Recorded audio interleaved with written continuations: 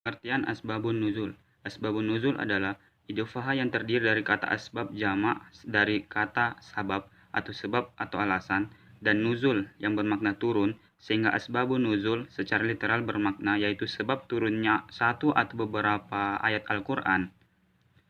Ungkapan lain mengenai asbabun nuzul secara etimologi. Asbabun nuzul adalah sebab-sebab yang melatar belakangi terjadinya sesuatu. Pengertian asbabun nuzul menurut para ulama atau ahli. Banyak pengertian terminologi yang dirumuskan oleh para ulama atau ahli, diantaranya yang pertama Az-Zarqoni. Menurut Az-Zarqoni, asbabun nuzul adalah hal khusus atau sesuatu yang terjadi serta hubungan dengan turunnya Al-Quran yang berfungsi sebagai penjelas hukum pada saat peristiwa itu terjadi. Yang kedua, As-Sabuni.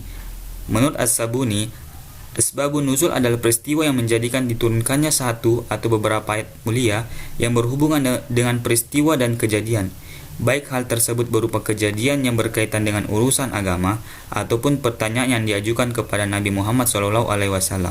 Lalu yang ketiga itu subhi soli. Menurut subhi soli, yaitu suatu yang menjadi sebab turunnya satu atau beberapa ayat Al-Quran, atau suatu pertanyaan yang menjadi sebab turunnya ayat sebagai jawaban atau sebagai penjelasan terjadinya suatu peristiwa. Lalu yang keempat adalah mana al-Qotan. Menurut mana al-Qotan adalah peristiwa-peristiwa menjadikan atau menyebabkan diturunkannya Al-Quran berkenan dengan waktu peristiwa itu terjadi, baik berupa kejadian atau berupa pertanyaan yang diajukan kepada Nabi Muhammad SAW.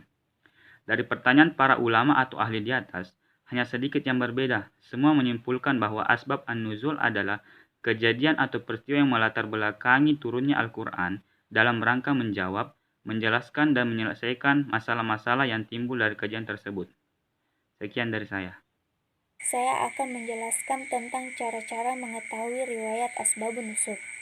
Asbabun nuzul merupakan peristiwa sejarah yang terjadi pada zaman Rasulullah SAW selaku pengemban Al-Quran. Oleh karenanya, tidak ada cara lain untuk mengetahuinya selain merujuk kepada periwayatan yang diakui keabsahannya dari orang-orang yang memiliki integritas kepribadian yang dipercaya selaku pengemban dan dalam periwayatan tersebut. Orang-orang tersebut menegaskan keberadaan dirinya yang mendengar langsung tentang turunnya Al-Quran.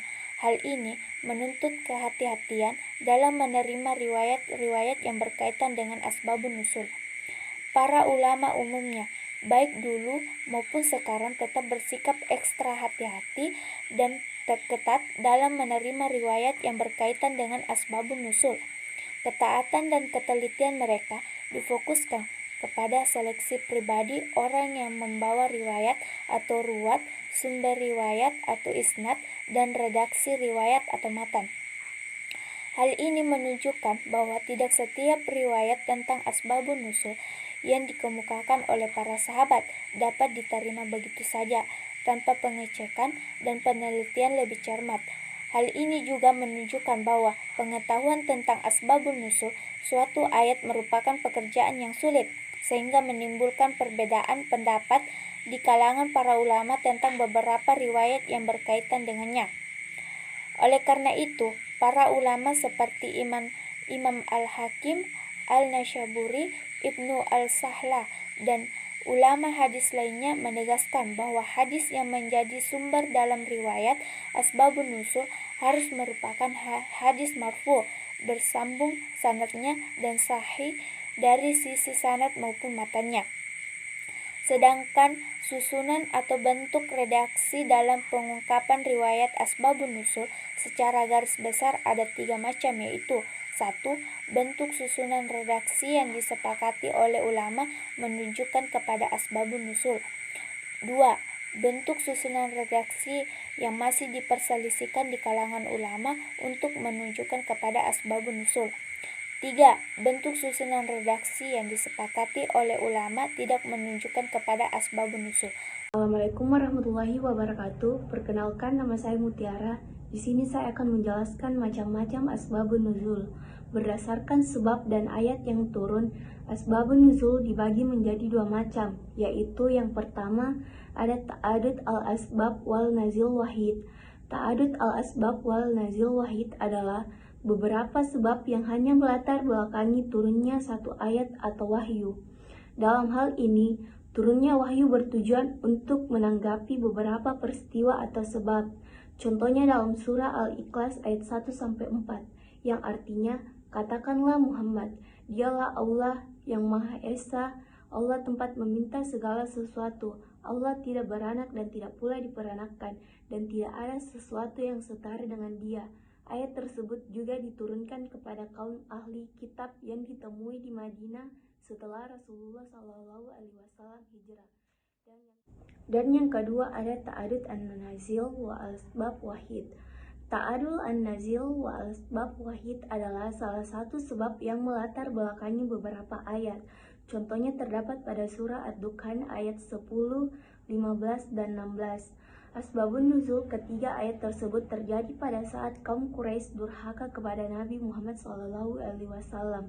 Imam As-Suyuti dalam bukunya Asbabun Nuzul menjelaskan ilmu Asbabun Nuzul merupakan rangkaian peristiwa berdasarkan riwayat para sahabat dan tabi'in, serta penilaian Al-Quran dan As-Sunnah. Tidak ada ruang bagi akal di dalamnya, kecuali dengan melakukan tarjih antara berbagai dalil atau menghimpun berbagai dalil yang kerap bertentangan. Baik, saya Surahmi akan membacakan materi saya, yaitu pandangan ulama tentang asbabun nuzul. Di antara salah satu alasan mengapa ulama menyatakan ada sebagian ayat Al-Quran yang diturunkan karena suatu hal tertentu atau karena adanya sebab. Contohnya yaitu ketika Rasul berdakwah secara bersembunyi-sembunyi, lalu Umar bin Khattab mengusulkan Rasulullah untuk menyiarkan secara terbuka. Allah kemudian menurunkan surah Al-Mudaththir atau berselimut yang berbunyi, "Hai orang-orang yang berselimut, bangunlah dan berilah peringatan, dan Tuhanmu agungkanlah, dan pakaianmu bersihkanlah, dan perbuatan dosa tinggalkanlah." Fungsi asbabun nuzul dalam Al-Quran. Al-Quran sebagai pedoman dan petunjuk bagi manusia, terutama bagi orang yang bertakwa, maka perlu dipahami dan ditafsirkan dengan benar dan tepat.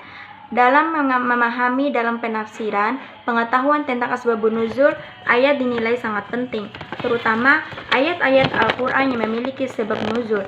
Penafsiran suatu ayat Al-Quran bersandar pada kisah dan penjelasannya sebab turunnya, sedangkan penjelasan sebab nuzul merupakan cara yang kuat dalam memahami dan menafsirkan ayat-ayat Al-Quran. Di samping itu, nuzul memiliki fungsi penafsiran, diantaranya 1. Untuk menjadikan ayat Al-Quran lebih relevan dengan kondisi yang dihadapinya. 2. Dengan mengetahui asbabun nuzul, seorang mufasir tidak hanya melihat ayat Al-Quran redaksi, akan tetapi lebih kepada ketuntutan kondisi.